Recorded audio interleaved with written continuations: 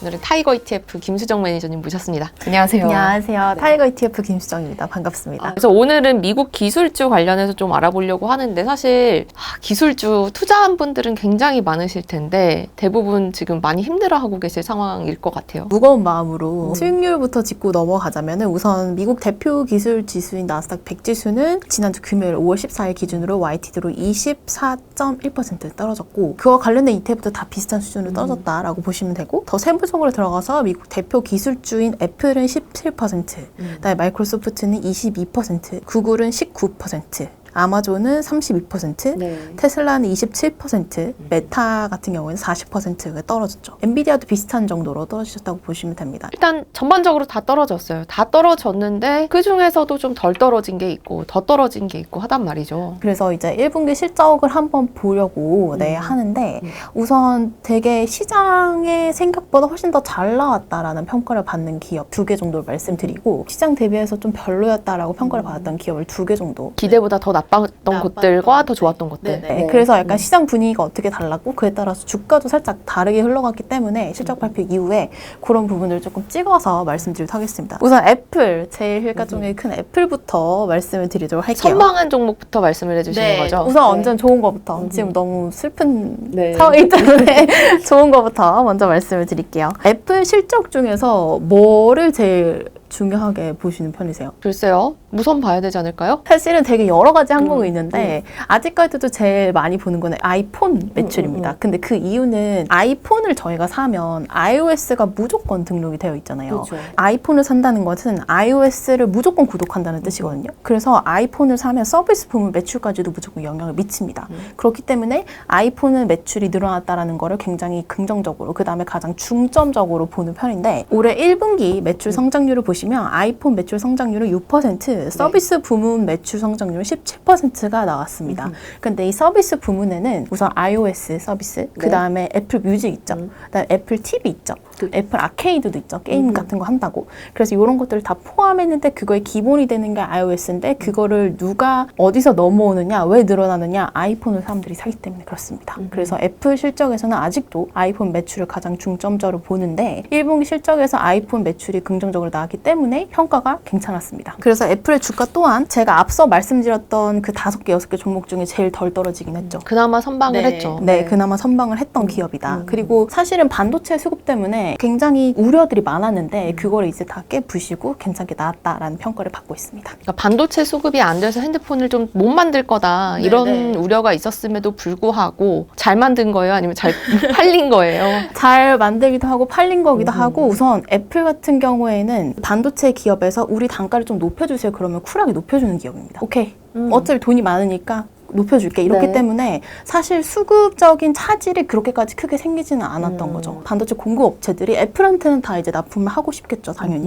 단가 높여달라 그러면 오케이, 높여줄게 이러니까. 그래서 그런 이슈들도 있었고 우려했던 거 대비해서 잘 나왔다라고 보시면 됩니다. 저라도 이 기회에 애플이랑 좀 친해져 놓으면 어려울 때 조금 도와주면 관계를 잘해줄 수 있어서 그런 것도 이제 영향을 미칠 것 같긴 해요. 네, 그쵸. 그냥 나이브하게 생각해봐도 그렇죠. 애플 다음으로 애플 다음으로는 마이크로소프트를 말씀을 드리고 싶은데 제가 왜 말씀을 드리냐면 사실 인플레이션과 연관성이 깊기 때문에 그렇습니다. 인플레이션하고 연관성이 깊으면 안 좋은 거 아니야? 라고 생각할 수 있는데 그게 아니라 여러분 인플레이션이 와서 가격이 더 올라가는데 MS 오피스 안 쓰실 수 있으세요? 소비자들은 쓸 수밖에 없는 거다. 네. MS 오피스는 무조건 쓸 수밖에 없고 거기서 오는 가격 결정력에 대한 막강한 파워를 가지고 있죠. 사실은 마이크로소프트의 실적도 IT 기업이다 보니까 매크로적인 이슈가 너무 안 좋아서 우려가 굉장히 많았는데 이제 안정적인 모습을 보여주면서 안심하게 만들었다라고 보시면 될 것 같아요. 그리고 이제 링크드인도 마이크로소프트 거고 게임 같은 것도 다 되게 잘 나왔고 마이크로소프트의 애저 매출도 상당히 긍정적으로 나왔다라고 보시면 될 것 같습니다. 그리고 사실은 이게 IT 지출은 전년비 대비해가지고 4% 정도 늘어날 것이라고 보는 반면에 소프트웨어 관련되어 있는 지출은 전년 대비해서 10% 정도 올해 늘어날 것으로 이제 같은 어에서 예상을 했기 때문에 소프트웨어를 가지고 있는 기업들에 대한 파워는 여전하다라고 보시면 될 것 같아요. 그래서 실적 발표 후에 주가가 매크로적인 이슈 때문에 당연히 떨어진 것은 있겠지만 실적 발표 하고 난 다음에 완전히 막 떨어지고 이러진 않았다.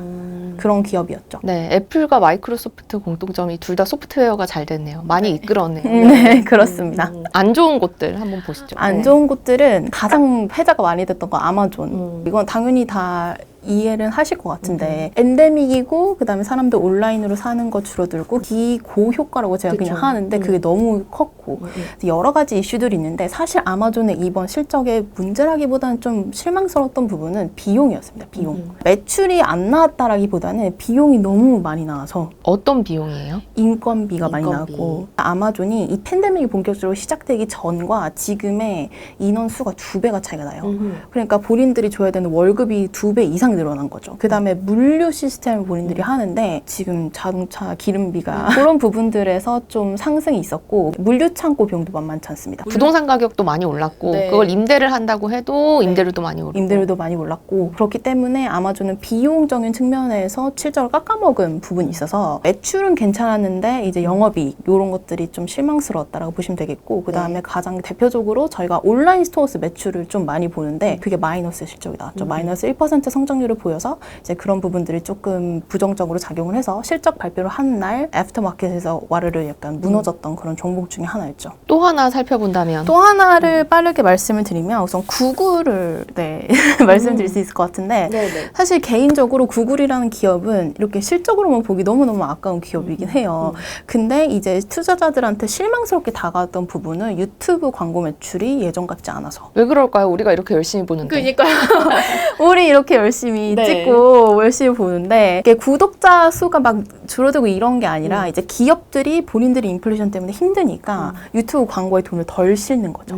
네, 그래서 그거에 대한 매출이 전 분기 혹은 전전 분기 대비해가지고 YY 성장률이 이렇게 만족스럽지 않았던 거죠. 투자자 입장에서는 나름 그래도 숫자만 봤을 땐 괜찮은데 네. 이제 지난 분기를 비교했을 때 조금 기고 효과가 조금 높았다라고 보시는 것도 맞는 것 같습니다. 그래서 애프터마켓에서 소폭 하회를 했죠.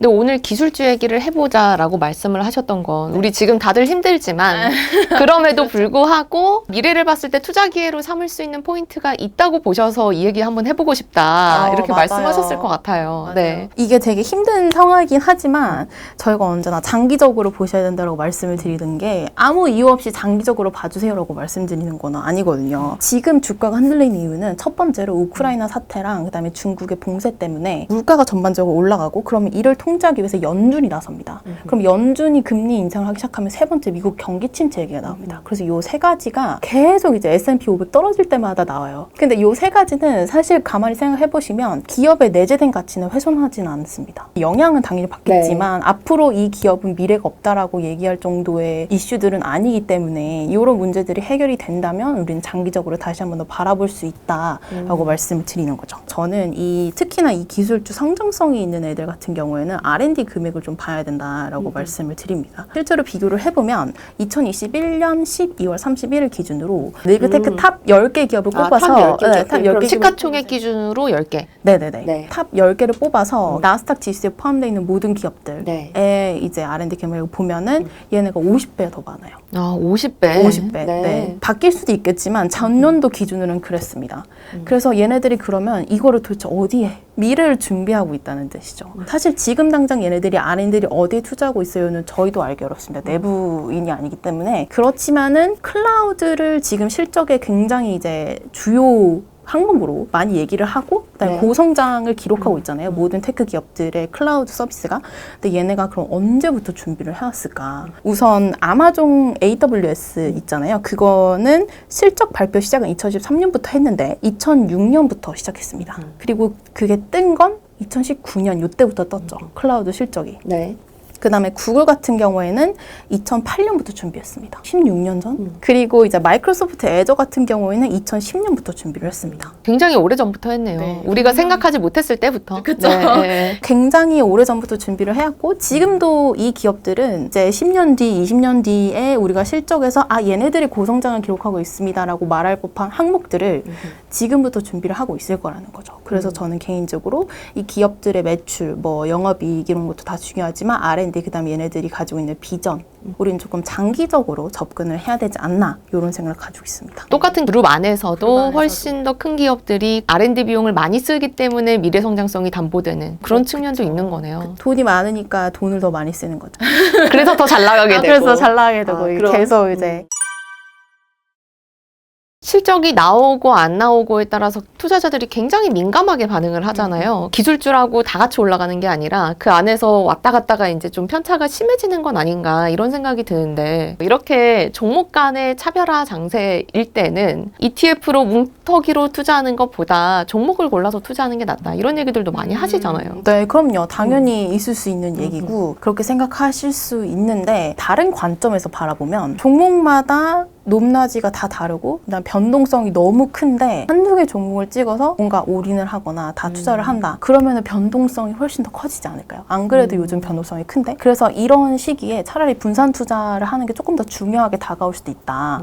똑같은 사실 이제 다른 측면에서 바라보는 거죠. 그렇네요. 내가 찍은 게 많이 오를 수도 있지만 내가 찍은 게 많이 떨어질 수도 있다. 그런 이제 이런 워낙에 측면에서. 불안정한 상황이다 네. 보니까 그런 측면에서 좀 분산 투자가 되는 ETF 같은 상품에 투자하는 게 더 괜찮지 않을까라고 저는 개인적으로 생각을 합니다.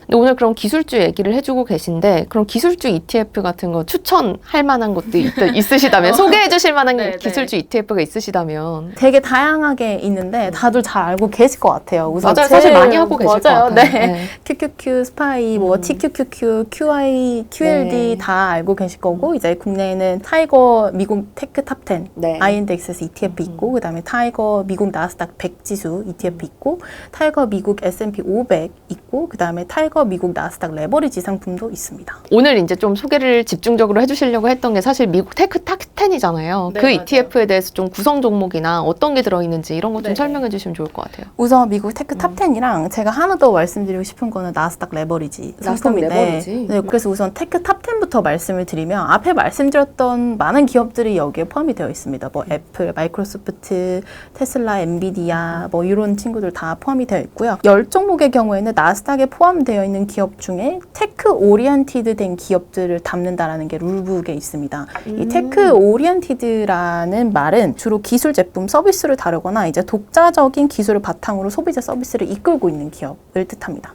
아, 그냥 시가총액 상위 10개 아니고 그 기업들 중에서 시가총액 상위 10개를. 그러면 나스닥 시총 상위 중에 빠져있는 것도 있어요? 10개가 매번 바뀌거든요. 그러니까 맨날 바뀔 수가 있잖아요. 그러면 ETF가 가지고 있는 장점이 조금 줄어들기 때문에 12개를 정해놓고 그 중에 탑 10개를 담고 있습니다. 리밸런싱 대상이 되는 것들은 시가총액 탑 12개에서 빠진 애들. 10개 안에 들어와 있지 않더라도 12개 안에 들어와 있으면 종목은 변하지 않는 거죠. 워낙에 요새 뭐 넷플릭스가 네, 왔다 갔다 올랐다가 하죠. 막 완전 내려 박았다가 막 이런 것들을 조금 방지하기 위해서 저희가 룰을 2021년 8월 달에 바꿨습니다. 굳이 넷플릭스의 예를 들지 않아도 뭐 시총 9위였다가 13위로 빠진다. 그러면은 리밸런싱 때 바뀌죠. 아, 리밸런싱 때 바뀐다? 네, 리밸런싱 기준으로 바뀝니다. 그때 딱 12개를 책정을 해서 거기 안에 있는지 없는지. 그러니까 그럼 매 분기 말을 기준으로 그때 12위까지 보는 거군요. 네, 네. 나스닥 레버리지 말씀하셨어요. 근데 사실 한 배짜리도 있는데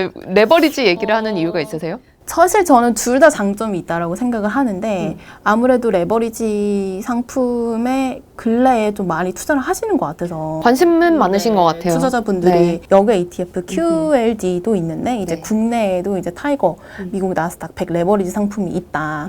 이걸 알려드리고 싶었고 요새 환율이 약간 말도 안 되잖아요. 많이 올랐죠. 저희가 환전해서 사야 되는데 타이거 미국 나스닥 레버리지 같은 경우에는 살 때 환전하시지 않아도 되는 거죠. 그럼에도 어쨌든 환 노출은 돼 있는 거다. 네, 환율 네. 영향은 받는다. 하는 네, 영향은 받지만 전 사고 팔 때 그런 부분들이 없다라는 거죠. 그래서 세금만 따지더라도 굉장히 차이가 많이 나거든요. 제가 국내 상장돼 있는 타이거 미국 나스닥 100 레버리지 ETF를 샀다가 그 다음날 팔았다고 치면 수익률하고 상관없이 발생하는 비용은 27,000, 28,000원 요 정도입니다. 당연히 증권사에 따라 다르겠지만 국내에서요? 네, 국내에서.